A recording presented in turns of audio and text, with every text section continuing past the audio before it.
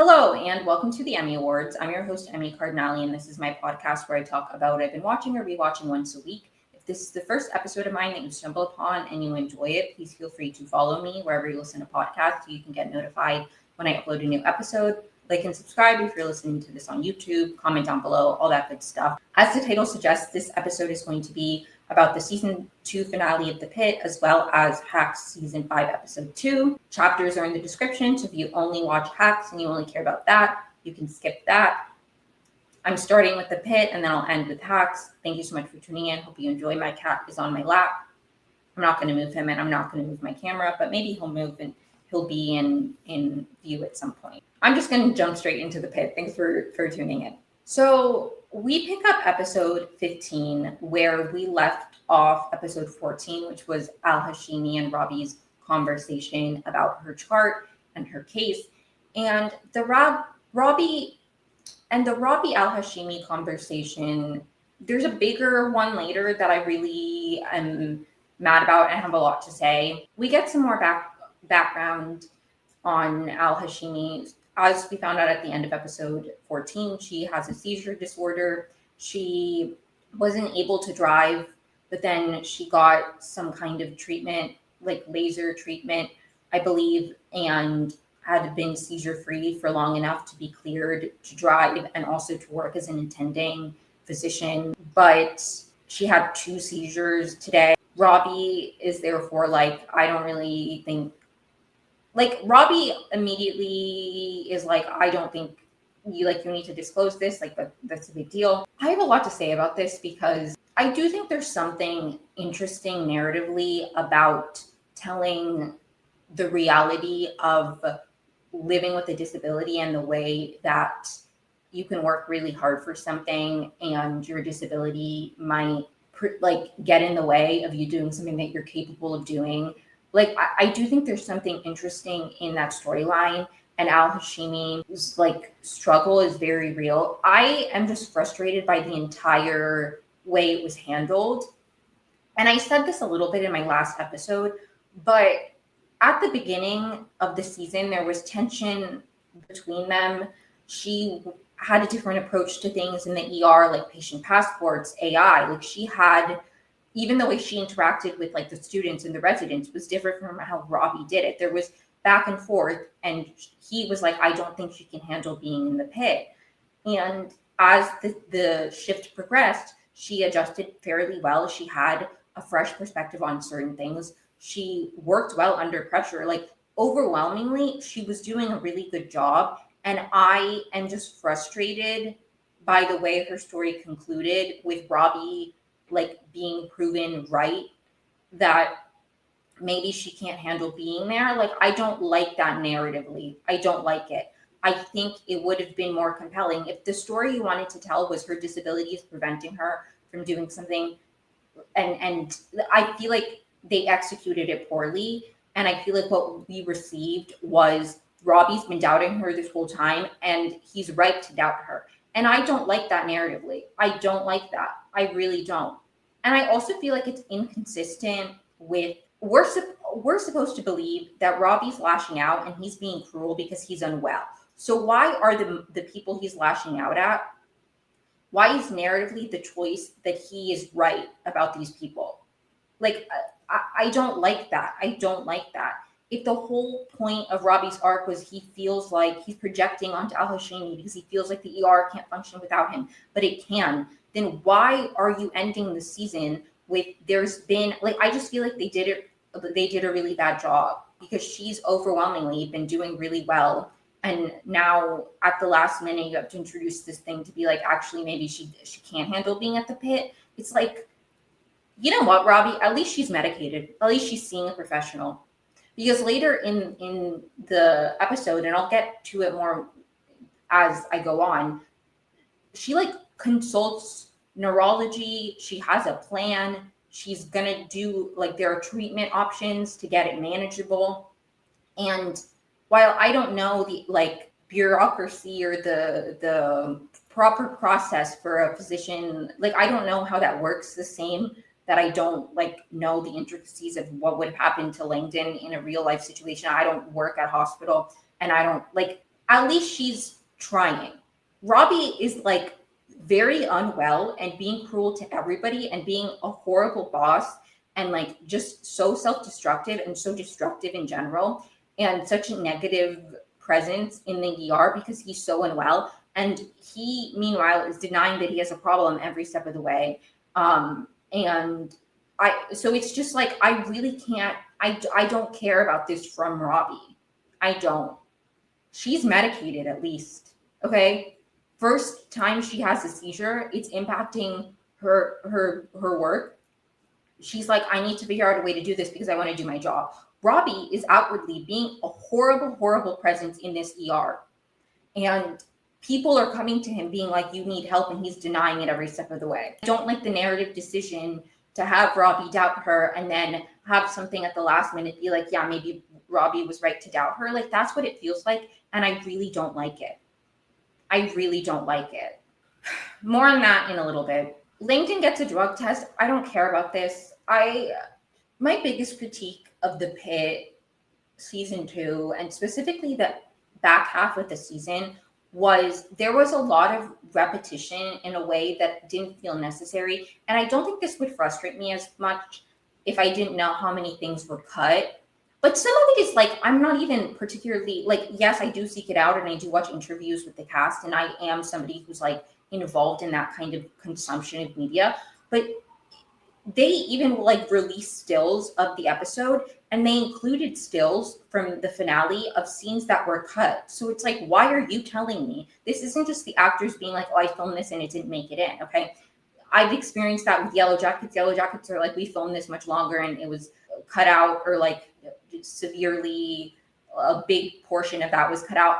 But Yellow Jackets, for all their faults, they never released stills of scenes that didn't make it into the cut. Okay, we just find out from the actors. So if you're not, like, I find that really frustrating that we already knew Langdon had to get a drug test. What did this do for us to see us, the process of him getting a drug test? Haven't we all watched Euphoria? We know how drug tests like how many representations in media have we seen of drug tests? This was an unnecessary thing. It added nothing to Langdon's character. It was just to like, this is how people do drug tests. They make sure you're peeing in front of them. Who cares? Anyways, Dana is looking for a kinship foster for baby Jane Doe. This was another thing, now that the season's wrapped up, that I was a little bit disappointed in, I have to be honest, is the way baby Jane Doe's story took place. I feel like we didn't get enough of it. I feel like we didn't get closure on it. I wanted to find out who her mom was. I wanted that to connect to another storyline. In the first season, we have that teenager who's like brain dead for a good amount of the season. And then we have another patient who comes in unrelated, who like is her friend found her and she was unresponsive. She took the drugs that he also took or something along those lines. I don't remember exactly, but they're connected, right? I wanted baby Jane Doe's story to be something like that. And I was a little bit disappointed that it wasn't. I understand that it didn't need to be. Baby Jane Doe was her own story, but I just like wished, like, I don't know. I really like that about season 1, where it's like you're watching these stories that are not connected. Like, yes, they're both young adults. I think college students that come in with drug related issues, but there's no indication when she comes in that they're related, and then they are related. And that was really compelling to me. Like, I was expecting something like that for baby Jane Doe, and maybe that's just me, but I really wanted baby Jane Doe to be like someone, or even at the last minute, we're like, oh, is somebody going to be a kinship foster for her? And it's like, no. So then I think my biggest issue is a lot of storylines feel like their main purpose was to move Robbie's story along in a way that I find frustrating, because Robbie has plenty without, like, the baby Jane Doe thing really felt like it's because we wanted like Robbie's exposition of Robbie being abandoned, and like the final scene, which was powerful and I liked it and I'll get to it, but like, couldn't baby Jane Doe, like, that would have been so much more interesting if like somebody came in like later, and then we found out that she had some kind of connection to baby Jane Doe, especially because in the first episode we leave on the cliffhanger of like, does Al Hashimi know baby Jane Doe? So it seems like baby Jane Doe is going to be connected to somebody and going to need something, and like, no, she's just a baby who's there the entire season, who we don't even know what happens to her next. What was the point of baby Jane Doe? Like, you know what I mean? Am I the only one who feels this way? I just really like that about the Pitt season 1. I really liked that like a lot of the patients were obviously not connected, but like there were brief moments where they were in a very interesting way that I just, especially because in season 1 we have that character who's kind of around for the majority of the beginning of the season before the mass casualty incident, is that college student who has a drug issue and then he's brain dead and his parents are deciding what to do with him, and like next steps and everything. And he's a very big patient throughout the episodes. Baby Jane Doe, I thought was going to serve a similar. Anyways, who cares? This just the season's over now, so I'm just sharing my general thoughts on the season along with my thoughts on this episode. So my apologies, but I wanted to say that because I was disappointed with baby Jane Doe's story. And I do think probably we'll get some kind of explanation of what happened to her. Just like we found out about the patient who like Whitaker ended up befriending. Like we find out that guy died. Like that wasn't explicit in season 1, but we find that out. So I do think we'll find out what happened to baby Jane Doe. Anyways, Abbott gives a speech to the night shift and he calls them the night crawlers, and I love that. I love Abbott. I'm getting sad. I thought of Abbott, like I was talking about Abbott and then I immediately thought about Samira, and now I'm sad.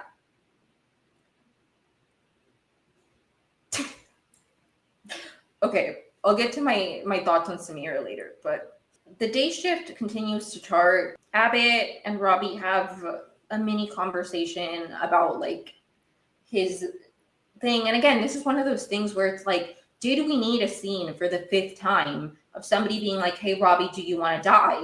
Did we need a scene of Langdon peeing in a cup when you're cutting out scenes, wrapping up Orlando's story, which was such a powerful story? Like, Samira aside, let's say it wasn't even Samira's story. Like, it just bothers me that in reducing Samira's input for the back half of the season, we also like lost a more full conclusion to Orlando's story, because I thought his story was so powerful, and the fact that he's a patient that leaves and comes back significantly worse, it bums me out that wasn't wrapped up in a really good way, or we didn't even really get a satisfying conclusion to Samira like missing the English teacher, like the one who passed away, who that really impacted Ogilvy. She has a reaction and like leaves, and then we don't get any conclusion on that. Robbie doesn't even find out in the edit. I don't know if they filmed a scene where Robbie found out, but like it bummed me out. I'm sorry. Especially because we have another conversation from Abbott and Robbie later. It's like, do we need all of these micro conversations that lead to the big one? There's a conversation that Abbott and Robbie have later that was so powerful that I'm like, this was great. I loved this. We don't need all the little mini conversations leading up to the big one. We don't, okay? Even just a concerned glance here or there, instead of like taking up 30 seconds of screen time here. Like and the thing is, I wouldn't be this nitpicky if we didn't have confirmed things that were cut out of the edit. Okay, I need to calm down.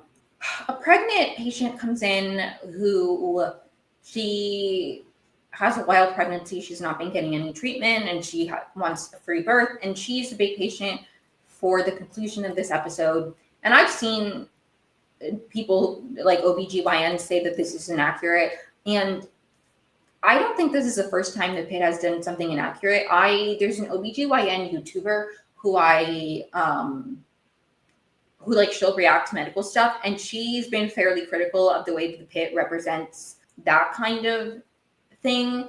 Like they haven't been doing the best, like they don't do the best job with stuff like that. So this didn't surprise me.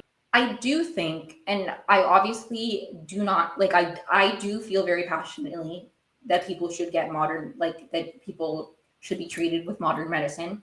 And I do think it's important to highlight when people don't, when people have this attitude that she has, where she's like, women have been giving birth for millions of years, that like, I think it's important to be like, hey, especially because we live in such an era where like holistic and like crunchy and all of these people who are like, yeah, you know, like that's very big on the internet. People love being like, I mean, the director of health in this country is like a nightmare. So I understand that being an important thing to represent in media. And like I do think people like, please if you're pregnant. Like the thing is, I feel like people, I mean, maybe some people watch The Pit and they'll, not that this is going to change minds, but I do think it's important, I guess, to show. I just wish it was a bit more accurate if they're going to talk about something as, you know what I mean? Anyways, I don't know. I don't know. And that is a sentiment people have about a lot of things that pisses me off when people don't want to get vaccinated because they're like, I'm like, what do you think happened before people had vaccines? Like, I don't like this attitude of like people didn't used to need this stuff because it's like people died. People died. Specifically with pregnancy, it's like read like any, and if you know anything about history, this is something that always stuck with me when I was learning history. And we weren't even learning from it of like, here's the history of medicine. But like I remember when I was learning about history, and it's like people had a lot of children and a lot of their children died. Like a lot of your children died in childbirth. A lot of people, a lot of women died in childbirth. A lot of babies didn't make it past certain ages. Like I remember being struck by that when I was learning history, and that wasn't even a like. I mean, look at how like that wasn't even data presented to me of like this is how much disease control has changed since these inventions. It was just something that I was always like, damn, people really did used to die young, especially children. Like people would have so many children, and then they'd be lucky if if like, you know what I mean? Like I don't know how you learn any history and you're not struck by the fact that like our lives are significantly better in terms of like the resources we have to keep ourselves healthy and alive now than before. Like, sorry. Moving on. Whitaker and Victoria have a conversation where he kind of encourages her to go into emergency psychiatry. And why is Whitaker being the one to give her this message? Like, it was cute, it was sweet, I guess, and I like Whitaker. It's really, really funny because my feeling towards recapping the pit changed drastically once they announced that Samira was leaving, because now I feel so like bitter and frustrated in a way that I didn't before about like the screen time and the way it's divided up, because I'm like, why wasn't anybody else the one having this conversation? Like I do think it's a nice moment. They did have a moment earlier where she made a mistake and he comforted her. So like I understand it's not like out of nowhere. They do have a rapport, but it's like Whitaker then gets more screen time later. Santos' only screen time this episode is like with the charting continued. It's just like why I don't like the writing decisions. I'm frustrated by this. But I do think Javadi would genuinely be good in emergency psychiatry. People were like making fun of her. Okay, also I forgot to mention this. In this conversation, she's like, this place is like a mess. McKay was on house arrest. Langdon's a drug addict. Mel, and then she doesn't say anything. Santos is the angriest person you've met.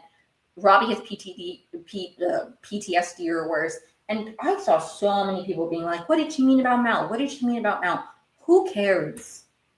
Who cares? Maybe it's just because I've grown a soft spot for Santos and people are calling her everything but a child of God. Like people call her the most heinous things in the show. And like, I'm like, God, you guys are so annoyingly protective over Mel when Mel, compared to the other characters, has barely faced like any hardship in the ER. Okay, like not to be an asshole, the deposition was hard, and I do think like, but like compared to what the other characters are going through, compared to what people say about the other characters in the show and outside, oh God, somebody like she doesn't really vibe with Mel. Who cares? Who cares? Like, she said nothing about Mel explicitly, and people are like, how dare she say anything about Mel? What did she mean about that? I don't know, that she doesn't like her. Why do you care? Is it that deep to you? Is it that deep to you? Mel's fine. Mel's fine. Nobody's mean to Mel. Like, Mel is one of the characters who, like, people are the kindest to, online and in the show. Robbie, I don't think has ever said a mean word to Mel, and he's like the mean word saying man. But God forbid, Victoria, when she's exhausted, like, she called all these other people names, but she implies something negative about Mel, and people are up in arms. Who the fuck cares? Like, I don't. I'm sorry. I really don't. I like Mel. I do like Mel. But it's just like the way some people react to any negativity towards Mel, it's like, and then those same people are saying horrific things about Santos. It's like, if you were nothing but positive and you only focused on the characters you like, okay, maybe I'd understand. But you get to be critical about everybody, but then somebody in the show makes some kind of comment about Mel, and oh, God forbid. Anyways, Mel and Becca, speaking of Mel, she has a phone call, FaceTime out in Ambulance Bay with Becca. Becca's at her boyfriend's house, whose name I don't remember. And they didn't end up watching the fireworks. They're just watching Elf. And again, this was nice, but like, was this necessary? We knew that Becca was hanging out with her boyfriend.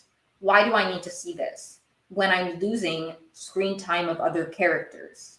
The conversation with Victoria and her parents would have been more interesting. Even the conversation that this was cut out of Whittaker and Santos, and Whittaker confirming that he's not moving out, that would have been more interesting. This added nothing. It pisses me off, the things that are chosen and are not chosen. I need to calm down. And I'm like really not a Mel hater. I'm really not. And you know what the craziest part is? They don't need to cut any of it out. Include this and then include the other scenes that you cut out. It's the picking and choosing that makes me angry about what they're choosing. You know what I mean? You know what I mean? Anyways, Duke finally leaves. I don't really care. A patient died in chairs, and this was so sad. I'm sorry. This was so sad. It was like played off like it was just silly, haha. Like, oh, they have to move him and they have to lie to the people to say he's not dead. It's like, this isn't funny. Like, not that I was like that offended by it. I don't care enough. Like, it didn't anger me that much, but it's just like something I really liked about the Pit was the way that they like really honored people passing away. And I just, like, I don't know. I understand they're all tired and I understand they've all, like, but they couldn't have been a bit more, like, we could have had one moment with, like, his humanity. Even, like, his chief complaint was that he was, like, struggling with constipation. And Robbie says, no shit. And then Dana's like, hence the constipation. It's like, this man is dead. Do we have to make him the butt of a joke? I know he's not real. It's just, like, I don't even know this guy's name.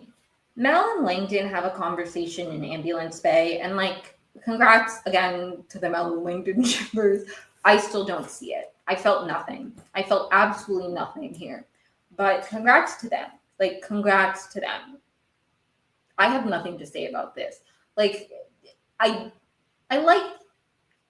have nothing to say about this. Proceeds to say things about this. Okay, so I did like kind of him apologizing for, by the way, more apologetic than he's ever been to Santos, when he was actually like, whatever, I need to calm down with the Langdon and Santos of it all. But he's like, sorry for like losing my mind a little bit back there.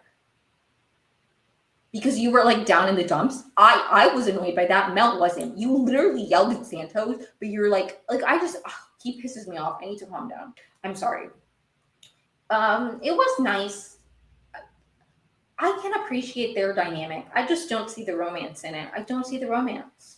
There was an interesting shot, and I don't know if this was intentional, but the night shift are taking care of the pregnant patient, and Robbie's on the outside of the room, like watching them. And I really liked this decision, like this shot, and this. I do think it was purposeful, because to me it was giving like Robbie's like an outsider. Robbie is realizing that maybe he's not needed all the time in a way that I liked this very subtle choice. Again, I think that there are ways to make subtle choices with shots and framing that tell the story where we don't need the same repetitive conversation over and over and over again of Robbie being like, I can't be here. Dana's like, this place moves on without you. You know what I mean?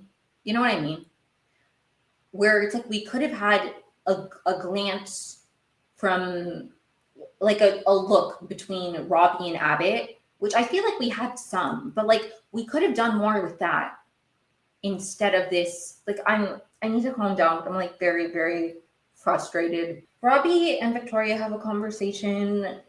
He has watched her TikTok and says she can do anything when she's like, I want to do emergency medicine, emergency psychiatry. And you know what? And I do think that this is a good conclusion for her because we get information that her TikTok, she talks a lot about self-care, about like mental health and like, you know, and then we also had a big patient, like a big storyline for her was the patient who came in agitated, whose sister, like the mental health of it all was very big for Victoria this season. So like I do think it's a good arc for her. I'm not upset about that. And I didn't hate this conversation with Robbie. This felt like it added something. And so in that regard, I appreciated it. Do I think maybe this would have been more interesting if it was if they had to choose between this and the conversation with her and her parent, I would have preferred that. But it really feels like if they could have had Robbie, like they want Robbie in every scene possible. I'm being such a hater. I'm so sorry. I'm so sorry. The lawyer who was helping Mel with her deposition is there, and Robbie's like, I actually wanted to ask you a question. Well, first, she's like, he asks about how the depositions went, and she's like, Ellis was a pit bull. Mel was a petunia. I don't know what flower, but like, I didn't like that. And we find out Mel needs to do it again, and then he asks hypothetically if a doctor knows about what another doctor, like a health condition that might get in their way, like what should we do about that? And the only thing the lawyer says is first do no harm. Like I don't think that's legal advice. Like I don't really know. I feel like they should get a lawyer to give their opinion on that because it's like what? That's not a good answer. Okay, we all know the first do no harm. Like that felt like it was somebody like that was so unserious. Mel finds out that she has to do another deposition and she's upset. And you know what? This like connected something for me because I saw an interview of Taylor Dearden and they asked her like, what would you want to see Mel like for Mel in season 3? And she said the deposition, like she would love to act the deposition. And I don't know if it was confirmed before that like she was gonna have to do the deposition again, and I had missed that because I was like, I don't know what this means. Like I was like, we already did the deposition.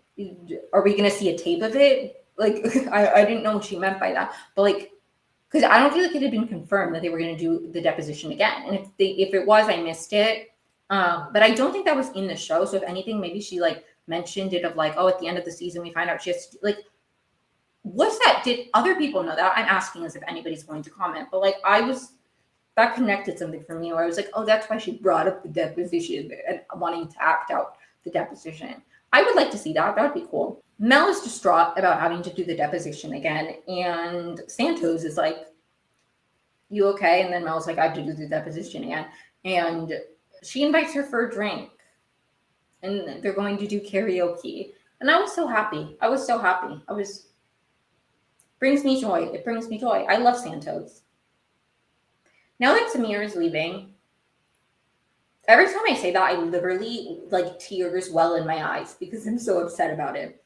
I'm claiming this Santos. You have been promoted. You are now one of my elite employees. Like the thing is, season 1 Santos, I really didn't like. She rubbed me the wrong way. I did side with her in the Langdon of it all. Like I disliked Langdon and I was happy. I also went into the season knowing that she was going to be right about him. Like I knew that he stole medication. That was like one of the only plot lines I knew. And so like I went into the season knowing that about Langdon and that there was some kind of and that Santos was onto him. So like I did have that preconceived notion where I understand people who were watching it blind maybe had a different going into it, but I always sided with her in the Langdon of it all. And there were a lot of moments of Santos I liked. I had a mixed feeling of Santos. Season 2 Santos, I my love for her has grown.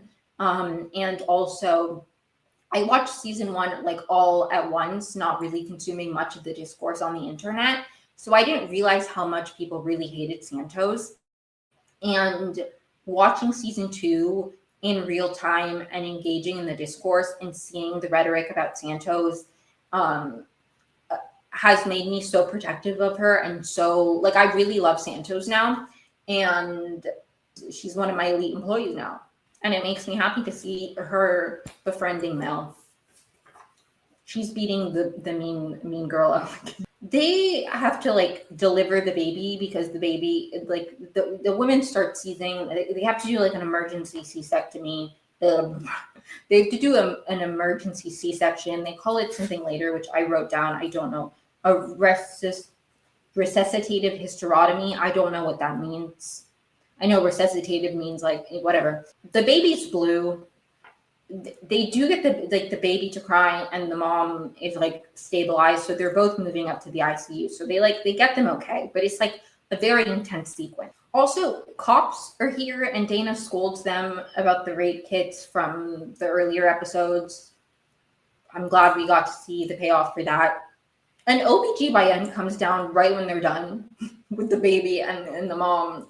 Another scene that pissed me off that they included this, I'm sorry, I don't care. I'm really, really mad about this, is Langdon going to check on the patient who had the rash, who we already know because they told us that her leg had to be amputated. So what was the purpose of Langdon going up to see her and find, like, we already knew that her leg was amputated. I didn't like this. It felt so unnecessary when we didn't get like proper conclusions to stories, but then a story that's already concluded a few episodes ago, we have to see Langdon. I didn't care about this. I really didn't care about this. The one thing I liked, and I will give them their 10s in the moments I liked, it's shot so differently. Like the lighting and the way it looks is so different from the way most scenes of the pit look, that I really like that because they're still in the hospital, but the contrast from the ER to the ICU was vastly different in a way that I felt like really showcased how consistent the show is in its presentation. So I did like that. I wish that they couldn't have checked up on Orlando, had given this to Samira. Langdon's gotten like, then he gets another scene. And to me, like, I need to calm down. I understand I have a bias. Whitaker gets instructions from Robbie about house sitting, and then Amy pulls up and he drives off with Amy. And like, I did like seeing him interact with Amy because I'm like, okay, at least we get the like history, like the context.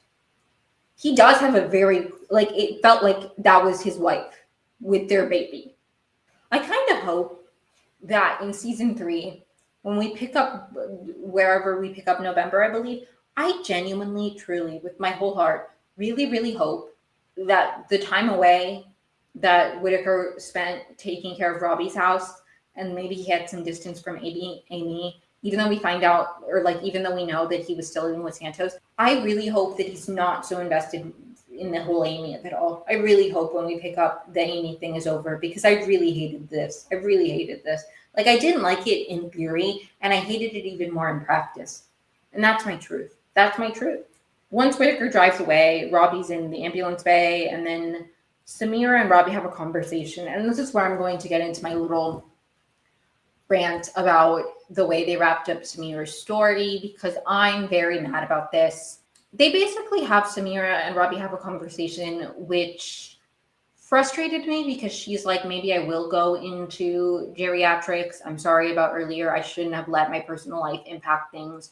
And it's like, again, maybe this would hit for me if the whole season hadn't been Robbie being unstable and projecting his own issues and his issues impeding him from being a good boss and Like, it pisses me off that we have these women, because later Al Hashimi like is also told you're not capable. It pisses me off that we have these women basically be like, yes, Robbie, you were right.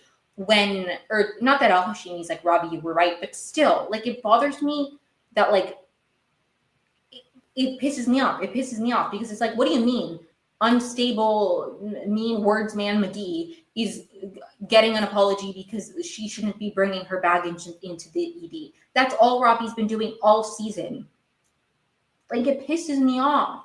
And I understand, and I know that when they filmed the season, they didn't know that Tamira's story was wrapping up. Despite what some people argue to defend the decision, they didn't know that she was leaving. So they didn't wrap up her story on purpose, which makes the decision to not include her even worse. But I digress. You know, the fuck of it all is they could have had her come back. And then, like, if they really didn't want to write much for her, like, they didn't have to write that much for her. I mean, that would have been fucked up. I don't know what's better, actually. I don't know what's better. I really don't. Maybe it's better not to have her there than have her there, have her story be a side. I don't know. It just bothers me. It bothers me that we get no acknowledgement or apology from Robbie. He couldn't have even said, I shouldn't have yelled at you. Like, I was also letting my baggage get in the way. That's the thing that pisses me off. It's like, Robbie, you were like the last person to talk.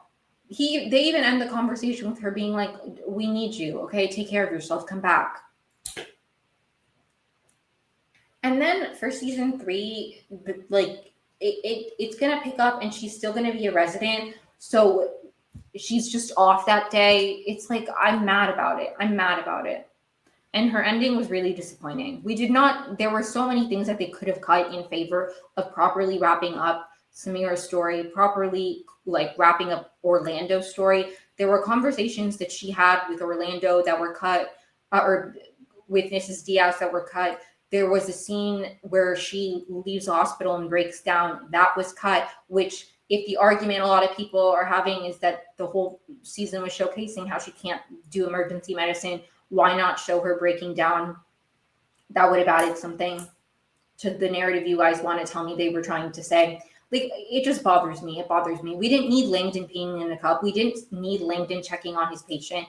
And it just bothers me, especially the scenes that are included and the scenes that are cut, when, like, it would piss me off regardless, but it pisses me off especially because it's like, we already have less of her. He's going to be in season 3. So we couldn't have cut some of Langdon's scenes to like Victoria. I know Victoria's going to be in season 3 probably, but we still couldn't have gotten something. It pisses me off. Then Al Hashimi and Robbie have a conversation, which I was referencing earlier, where she's like, I talked to neurology. They agree that I can be a resident as long as I have another attending, or I can be the attending if I have a co-attending. And there's like treatment she can get, something that like notices a seizure and then stops it in real time. Like, there's a solution. She's coming, being like, I understand this isn't like possibly impeding my work, but I want to, and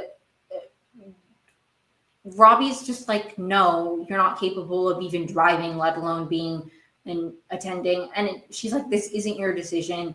And I agree with her. Like, the thing that bothers me is that, and I understand, like, I don't know, but it's like, I understand that there are instances where this would maybe impact her work, but overwhelmingly, like, if they want to convince me that Robbie is justified, then I think they did a bad job portraying how big of an issue this would be, because she's had a few moments where she like zoned out, right? She had a seizure, and they weren't in moments that were critical. And overwhelmingly, we saw her step up to the plate in moments that were critical, like when she needed to do the slash trike. Like, she's been really good. And I just, again, I'm not a doctor. I don't know the actual intricacies and the like real world implications of like what would be, but it's just like she's coming to the table being like, I understand that if I don't accommodate this, it can impede my work, but here are the accommodations that I'm planning to do with my team of neurologists. And Robbie's like, you can't do this, when it's like, you're not her neurologist though. Like, it just felt unnecessary. Like, it really frustrated me. It really frustrated me because this whole season, at the beginning, it's like there's tension. He from the beginning doesn't believe that she can like take over. Then she's doing a really good job. She zones out once and suddenly he like pounces on that as like something's wrong with her. Mind you, he's been actively suicidal all season in very cruel ways. He yelled, like, he's been like really, really horrible to his employees. He's a boss who's yelled at his employees multiple times. It just frustrates me when it's like Robbie's issues and his mental health that so many people want to be like, well, clearly he's struggling. All of that is an excuse for him to be like harmful. But Alashimi, who, yes, this could potentially, like, in a hypothetical situation, could impede her work. He's justified in distrusting her. It bothers me. It bothers me because at the end of the day, it's like, you're not her neurologist. If her neurologist is like, I think with these accommodations, you can be an attending if you have another person. And he's like, what if the other attending is busy? It's like, you have a lot of residents too. You have a lot, like, you're not the only, like, an attending, obviously the attendings need to be on top of things, but it's like, you're the only attending on a shift. So what if you're preoccupied? Like, it doesn't make sense. It frustrates me because she was like, I think there should be 2 attendings during the day. And he's like, we run just fine. Like, Robbie seems to think he can handle everything all by himself, even when he's struggling. But when she's trying to, like, it bothers me because it's like, she's medicated.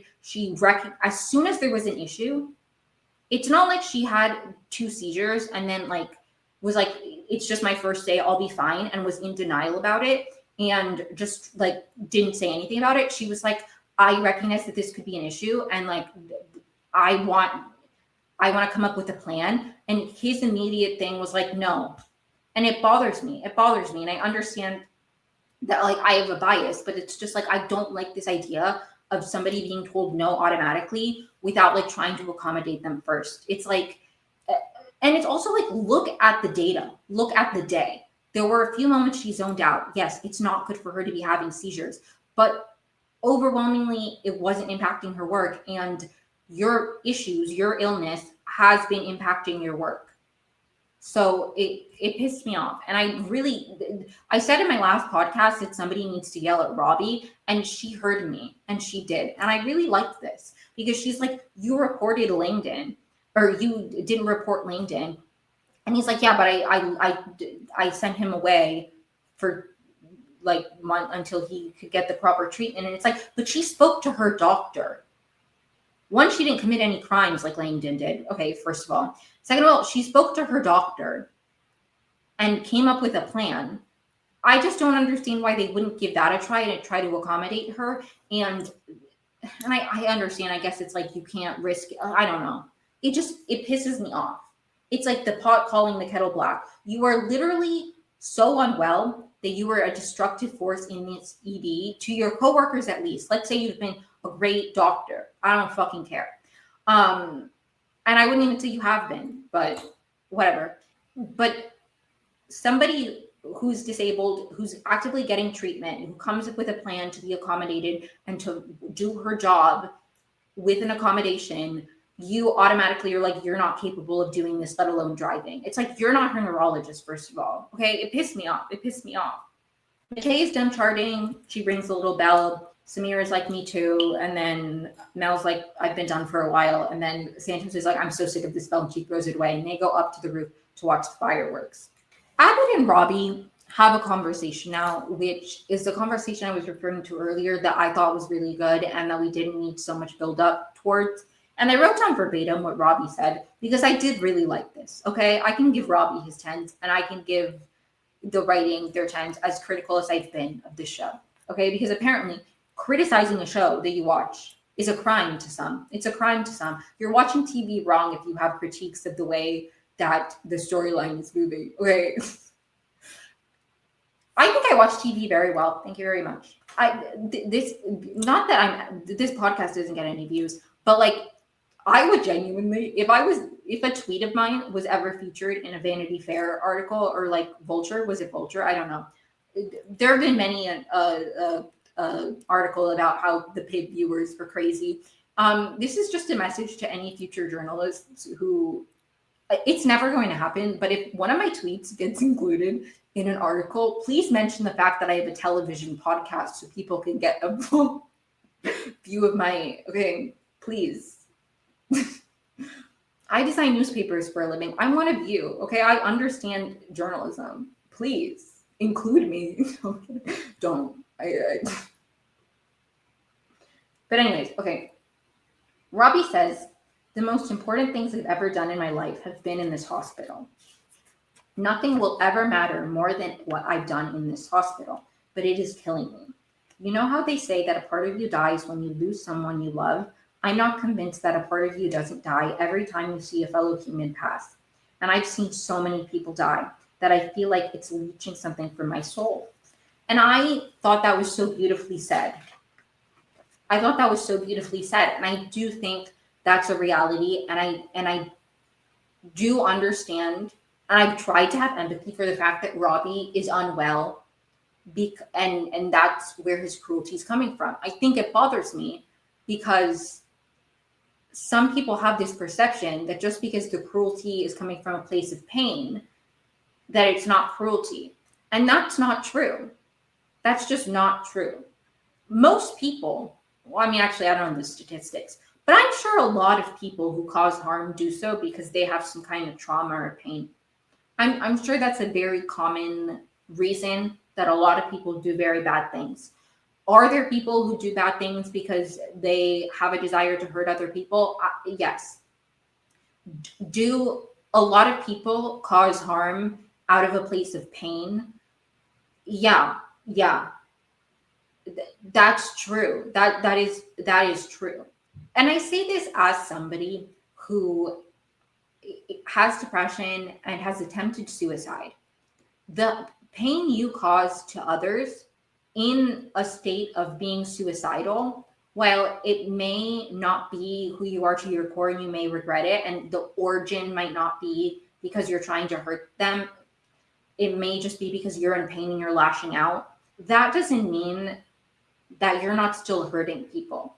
And I think it does mentally ill people and people in general a disservice to be like, well, I don't really care about what Robbie was doing because like he's suicidal. So like, God forbid a suicidal person be mean, because it's like, we can have compassion and understanding for why somebody behaved a certain way. And that doesn't remove the impact of their situation. And if my boss, and I'm not speaking about my actual boss, okay? But like, if I was Samira, any workplace that I've been in, if I had a boss who was struggling so severely with their mental health that it caused them to yell at me the way that Robbie did, or to speak crassly about other people maybe attempting suicide the way Robbie did, I would have empathy for them on a human level. And as an employee, hell, even if a coworker of mine, let's say it wasn't even my boss, was acting that way, I would still think it was inappropriate, unprofessional, and not creating a good work environment. So while I can have empathy for Robbie, I don't think his behavior was okay. And I hope that we get some kind of repair on his part that isn't just Robbie was struggling. So like that is a narrative that really frustrates me that some people have, where they're like, you guys don't have any empathy for Robbie the way you vilify him, because it's like, no, I do. I think that there are people who take things to extremes, obviously, but I don't think it's wrong for people to criticize Robbie's behavior because the reason he behaved that way was because he was in pain. I think it's maybe wrong to like remove the pain from the conversation maybe and act like he's just an evil person. It's the same but different. It's like interesting because it's kind of like the opposite issue I have with the way people talk about Shauna Shipman in Yellow Jackets, because people act like Shauna is just cruel to be cruel and they don't include the pain she's in. And I don't think the pain she's in excuses the way she's behaving, but I think it's not included in the conversation. And it feels like with Robbie, his pain is the center of the conversation, and the harm he's causing is just a consequence of that.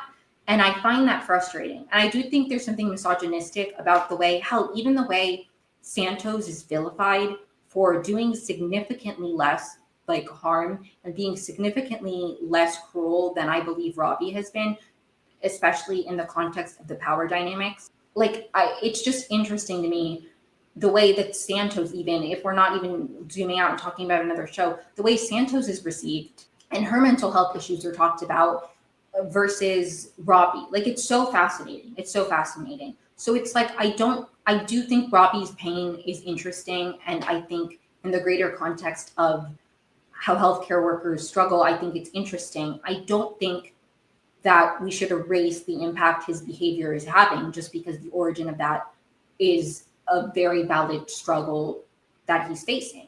And unlike Al Hashimi, he's not seeking treatment for it. So if Al Hashimi's condition disqualifies her from being an attending to so much of the audience, do you not think that Robbie's untreated suicidal ideations make him not qualified to be in the ER, the ED? Like, you think Samira isn't cut out for emergency medicine because she had a panic attack, but Robbie is. It's inconsistent, and I do think there's misogyny there. But moving on, I lost my place in my notes. We see Al Hashimi crying in her car, and this was another scene that was cut down. Originally, what led to her breakdown was she calls her ex, and they have a conversation about like the kids, and the ex asks if she's okay, and that moment of kindness is what leads her to break down. Again, why did we need to see Langdon being in a cup, but we miss this from Al Hashimi? But alas, Digby, we see with Whitaker's badge. I didn't care about this. This was like not, I'm like, okay. Then we see the fireworks on the roof, and I did like this scene. It was beautiful. I like seeing them in their outside clothes. I was a fan of this. There was a moment, too, in the fireworks where, again, this is a kind of thing where it's like beautiful shots are so helpful, where we don't need all of these mini conversations. Like, things don't need to be said. There was such a beautiful shot of Perla watching the fireworks and getting all choked up, and then Dana hugs her. And it's like she had a conversation with Louis about how he loved fireworks. And that was clearly what that, I don't know. It's like we don't need everything spelled out for us. Robbie and Langdon have a conversation. And I'll give Langdon his 10 as much as I'm a Langdon hater. I like the fact that he called Robbie out. He was like, Robbie. But again, it felt kind of just like we just had this moment from Abe where he's like, why do you think I've never killed myself? I lost my leg, I lost my wife, but like what we do here matters. And then that prompted Robbie to be like, yes, what I do here matters. It's the most important thing I've done, but it's killing me. Like, we already have this conversation of like, Robbie, this is killing him. Langdon is like, I've seen like guys like you who think like nothing's wrong with them and they don't need help. And it's like, okay, you're right. But like, hasn't this already been said? Did we need this moment from Langdon? I need to calm down, but I'm getting upset. The episode ends with Robbie comforting baby Jane Doe and telling her that he was also abandoned when he was 8. And it's like, again, one of those things where it's like, did this need to be explicitly said? He could have just been like, I know how you feel. You have everything you need. You have everything you need. Like something that felt more subtly like Robbie was speaking to his young self without him telling us his backstory in a way that felt like clunky and like you're just saying that for the audience more than like, you know? And then the end credits scene, Santos and Mel do karaoke and they sing You Ought to Know, and I love this. This brought me so much joy. I really needed it. It was a nice pick-me-up after the bummer of the episode. Main takeaways from this season. I saw this really... There's a creator who I really like, who she does a lot of Yellow Jacket, and she did a recap of the Pitt or maybe it wasn't just about the pit, I don't know. But she talked about how she watched, like, she binged all of season 1, and then she watched season 2 in real time, and she liked season 1 a lot more, and she can't tell if it's because she binged it or because season 1 was just better. And I have the same exact experience, because I also liked season 1 better, and I'm having a hard time knowing if it's like the week by week. I do think the Samir announcement killed a lot of the momentum for me, but I do think that there were things, a lot of the things that I feel like season well. The reason I feel that way is because I feel like season 1 did them well. Where it's like Robbie is obviously like the main character. So many people are being like, why do you care? The main character is the main character. But I think they did such a better job season 1 balancing everybody's storylines. I feel like it wasn't as repetitive. Like, a lot of the critiques I have of season 2 are just because they're things that I feel like season 1 did better, you know? But I don't know. I'm going to move on to hacks now. Maybe next week I'll do a retrospective on the season as a whole. I did some of that, but like, I'm honestly, I'm kind of, I'm done. I'm done talking about the pit. Like, I'm glad it's over. I'm like relieved. I'm like, the pit is I feel like I've worked 15 hours and like, I'm tired. It's like beat me down. I feel like I've gotten meaner. I understand Robbie more and more. I'm kidding. Moving on to Hack season 5, episode 2. This one's called Number One Fan, and we start in New York. They're there to convince the Madison Square Garden people to host Deborah, because she announced to the press with her at the court that she's going to do her comeback tell all at Madison Square Garden, because that is her goal for her legacy, is to sell out the show, because the two main hallmarks of a good comedian are hosting late night or like the big things to do if you're a comedian is host late night and then sell out Madison Square Garden. So they say no. They don't think she's the right fit for MSG, and they say no. They're like, maybe Webster Hall. Kayla's like, I know she didn't just say Webster Hall. So Deborah is like, I need my fans to support me, because they can rally against me, or rally for me. They've done all of these things and shown up for me. Like, this is what I will do. Like, they can help me. So there's an autograph convention that she originally said no to, that she's like, I'll go to that. But it's on the 21st, which is Ava's birthday, which my birthday is also on the 21st. I believe Ava's birthday, maybe I made this up, but I think Ava's a Gemini, but I think her birthday is May 21st. I'm a Gemini. My birthday is June 21st. Maybe Hannah Einbinder's birthday is May 21st, and that's why I made that up. Yeah, okay. Hannah, I don't know if she's supposed to share a birthday with Ava, but her birthday is May 21st, and she's a Gemini. My birthday is June 21st, and I'm a Gemini. So I feel a connection to her, but we're 1 month apart. I'm on the last day of Gemini. She's on the first.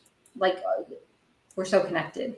Who knows if Ava's also supposed to be a Gemini, but in my mind she is. So the convention's on Ava's birthday. Deborah's like, we need to reschedule. Like, is there another one? And Ava's like, don't worry about it. And she's like, what? It's your birthday though. And she's like, you're my only friend, remember? And Deborah doesn't remember. She said this to her in Singapore. She's like, you're 29. I'm your only friend. Don't you think that's weird? Deborah doesn't remember saying this, and Ava does remember this. And Deborah feels bad about it. And Ava's like, it's not a big deal. Don't worry about it. Also, Kayla, they've just been waiting by a hot dog stand. They finally get the hot dog.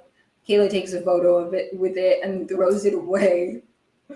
This upset me. I hate food waste. I know it's fake, but it's they go to the convention, and Deborah's fans are really mad at her because she's showing up for them significantly less. Like, she's expecting a very warm welcome, and they're all just kind of like, you're not involved in the message boards. You don't do what you used to do in terms of like sending out your do's and don'ts, your holiday themes. Like, she had a very loyal fan base because she was very engaged with her fan base, and she kind of lost that. So a lot of them are very mad at her because she hasn't been going to these kind of conventions. She hasn't been she hasn't been feeding the parasocial relationship.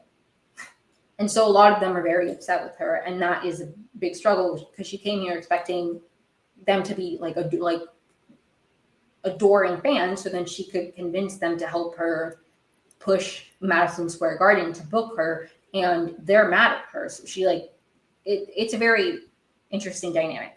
A girl comes up to Ava and is like, I'm a fan of yours, actually.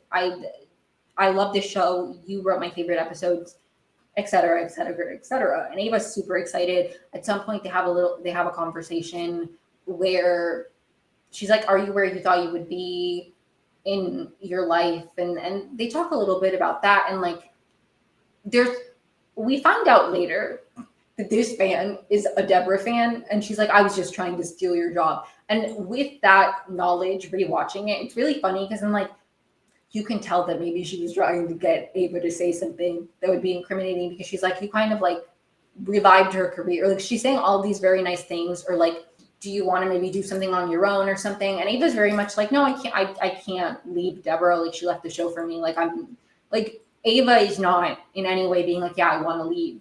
So it's not like she has anything to work with. But I wonder if that was like her intention. Like those questions are trying to be like, Ava said she doesn't even want to work for you anymore.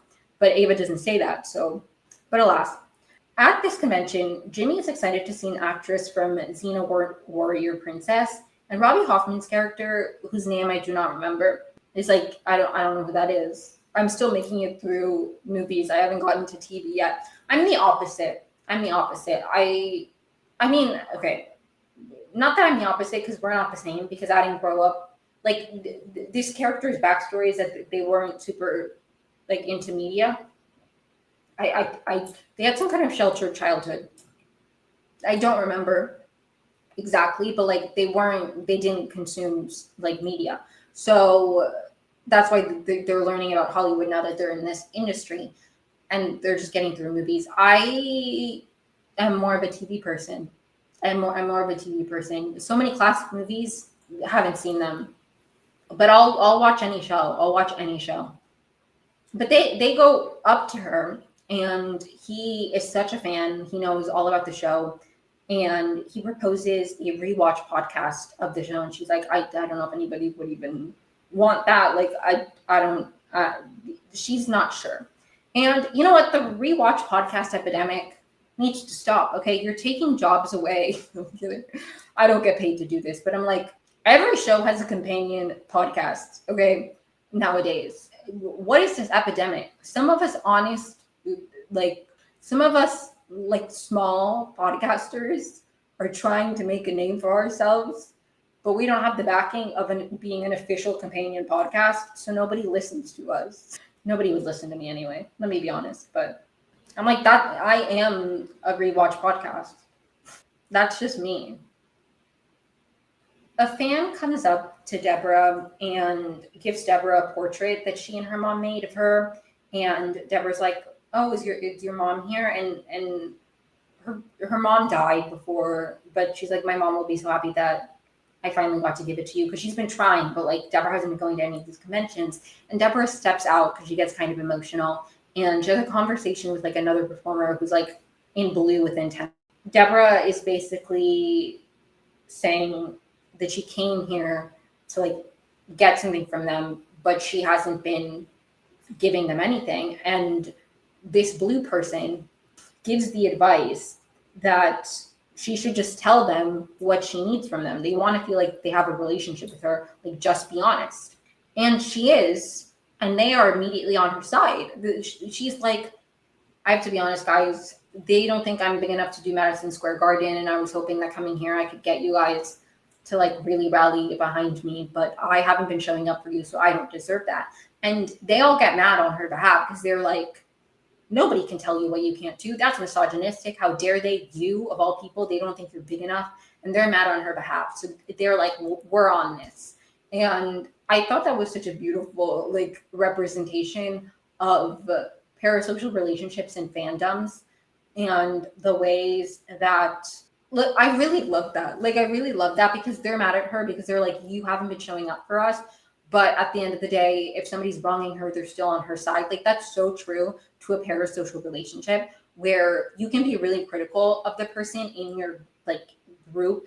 Then when somebody on the outside is critical, it feels different, because it's like you don't I'm criticizing this person, understanding it. It's, I feel a certain way. I feel similar with Yellow Jackets, where I'm like, there are a lot of like people who don't watch Yellow Jackets. Like, for example, not to go back to the pit, but I mentioned earlier that there was like an article written about how like the fandom is watching the pit wrong or whatever. And one of the tweets the person, like the article included, was a tweet that compared the pit to Yellow Jackets and like imagined who Robbie would be in the Yellow Jackets universe. And the way that the article framed the tweet really bothered me, because I felt like they were saying that by imagining Robbie in the Yellow Jackets universe, they were wishing death upon Robbie. And that bothered me, because I'm like, you're completely misunderstanding Yellow Jackets if you're like it bothered me more on the misunderstanding of Yellow Jackets, because I'm like, I don't feel like you've watched Yellow Jackets or care, or like, if you're viewing placing the pit characters in the Yellow Jacket universe as like fantasizing about them getting eaten in a plane crash. It's like, no, Yellow Jackets, yes, it's about a horrific thing, but like cannibalism is a metaphor. Like, yes, they do horrible things, but it's like Jackie Taylor getting, spoiler, eaten isn't like a horrific thing that you're wishing upon her if you're saying that you think Robbie would be the Jackie Taylor of the situation. It's you being like, Jackie Taylor was such an important figure. Like, I felt like they were misrepresenting Yellow Jackets more than I felt defensive of this random Twitter user whose tweet that they were including. I'm like, I feel like you're misrepresenting Yellow Jackets if you're comparing Robbie to Jackie as like fantasizing about her dying and being eaten. It's like, he should be so lucky to be compared to Jackie Taylor. People are printing out her photos and holding her photo up at concerts. Like, she's like, like, that pissed me off. So it's like, I understand this feeling that they have, where it's like, we can criticize her, but you can't. You don't understand. Like, there's a difference. It's the same, like, when you're in a group, it's different to make a joke versus somebody on the outside, because there's like a base level understanding. Outsiders don't like, or not that you can be an outsider and have like, but I think very often when there's a critique of something, it's like, well, you're not in this, so you're anyways. This felt very accurate, because it's like, and I don't experience this as much anymore, because I have my identity and my identity as a Swiftie and my relationship to Taylor Swift has evolved a lot throughout the years. But there was a moment in time where I'm like, I am fine criticizing Taylor Swift. And I still feel this way to some extent, because not all of it. I think now I'm able more to like parse through. But there is a lot of like critiques of Taylor Swift that is misogynistic. But I do think, like, now it's easier to be like, somebody doesn't have to be a Swiftie to critique Taylor Swift, but there is like an angle that they're approaching it from sometimes, where it's like, well, you know what I mean? This was very accurate to fandoms, is my point. The actress from the Xena Warrior Princess show approaches them and says that her agent loved the Rewatch podcast idea, and it's really nice to talk to somebody in the industry who like knows her work, because most of her like representation hasn't known her work or like been a fan or watched any of it. And so it's nice to have somebody who like proposes these ideas because they know what a fan would want, and then asks if they would consider representing her. And I really love this, because again, connecting to the fandom, I mean, the whole episode's called Number One Fan. I do think this is another thing where it's like, same with, again, why it's like sometimes the companion rewatch podcasts don't feel as like interesting, because it's like there's a different discourse when you're like a fan and you have like that kind of appreciation of something, where you're able to comment on it. And I really like this. I really like this of like, Jimmy's in the industry, but he also has like a deep appreciation for her work in a way that feels genuine and that she feels like would be good to have on our team, which I think is really necessary. And I think sometimes you can tell when it's like somebody's looking at like the business more than the art, you know? And so I really like this. I really like this. And I'm glad that they're expanding on representation, because them struggling with clients was something they talked about last episode. Then they get back to Deborah's house and she's thrown Ava a surprise party. Her mom's there, her childhood friends there, who her mom suggested they invite for some reason. She has Jack in the Box, cupcakes from a vegan bakery, some other food items that Ava really loves that I didn't write down and I don't remember. And then Jesse McCartney comes out to sing Beautiful Soul. I forgot the name of the song. And I love this. I once saw Jesse McCartney at a gas station in LA. I put gas. I remember I texted my sister. I said, I just saw Jesse McCartney.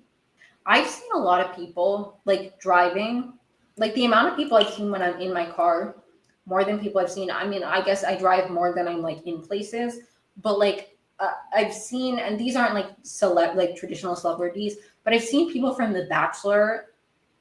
I saw somebody from The Bachelor when I was pulling into the Grove parking lot once. I saw somebody from Fifth Harmony when I was driving, and she was just on the side of the street. Like I just see people on the street sometimes, but I'm like, what am I gonna do? I saw KJ Appa once when I was driving, and he was parking his car in West Hollywood. Not that I would have gone up to him even if I was walking though, because he had a child with him. I believe his child. I believe he has a child. I don't know. I don't really keep up with KJ Appa, but like I see people when I'm in my car, you know. But I love this. This was so beautiful. And Deborah and Ava have a conversation where she's like, Ava's like, you really felt guilty about the no friend comment, and Ava's like, I don't think it's a bad thing. And we get this very beautiful moment from Deborah where she talks about how her fans were so upset with her, and they're right, because she's like not engaging as much because she doesn't need to, because she didn't really have any friends and they kind of that role for her. And now she is Ava. And Ava's like, that makes sense because I'm your number one fan. And I mentioned this in my last episode, but I just love the way that we get like serious conversations, like so much humor, but then we have these really heartfelt, sincere conversations that are so powerful emotionally, and that really showcase like the growth of these two characters and their relationship in a really, really beautiful way, in a way that I think is already doing such a great job wrapping up the story. And I'm such a fan. I'm such a fan. Like this, it was so beautiful. It was so beautiful because you see how, without it being like explicitly told to us, basically, I'm your only friend comment, Deborah said that because she was judging herself for Ava being her only friend. And Ava's like, I just don't think it's a bad thing that you're my like only friend. And I don't know. I loved this. It's so beautiful. It's so beautiful. And the episode ends with like a compilation of the Little Debbies, her fan base, mobilizing to get the Madison Square Garden people to change their mind. Okay. And they are harassing. Okay. I don't support this in the real world. Okay. I don't think we should mobilize our fan bases and harass people. But ultimately, she gets Madison Square Garden, but it's on 9/11. Wasn't that Mariah Carey when she goes, you don't want to talk about 9/11? Wasn't that because the show was on 9/11? Or did I make that up? You guys know what I'm talking about. She goes, you don't want to talk about 9/11. Mariah Carey, I found out. I don't know. I really don't know much about Mariah Carey. Okay, she could be a horrible person. But I believe her father, or like her grandfather, is of Venezuelan descent. And I'm Venezuelan, so I like that. I'm Googling this right now. Her dad has Afro-Venezuelan lineage. The last name Carey was adopted by her Venezuelan grandfather, Roberto Nunez, after he emigrated to New York. So shout out to Mariah Carey, my Venezuelan sister. I don't know if she's controversial. I'm not trying to endorse Mariah Carey. I don't think there's anything. But I guess you don't want to talk about 9/11. It was a funny soundbite, okay? But anyways, that's all I have to say. Once again, I'm so happy to have Hacks as a nice reprieve after the heaviness of the pit. Next episode, my goal is I will be talking about Hacks season 5, episode 3. And because the Hacks commentary doesn't take me that long, like I really, that if you'll notice the time, it's shorter, the time that I talk about Hacks, because the episodes are only 40 minutes. I struggle to talk about them much. I do think maybe next episode I'll talk about it a little bit longer, because after talking about the pit for like an hour, I do like tend to like be like, I don't know, maybe I should have started with Hacks and ended with the pit so I could like ramble more about Hacks, because I'm just like, lost my momentum after rambling about the pit. But next episode I will be talking about, I'm going to keep covering Hacks until the season wraps up.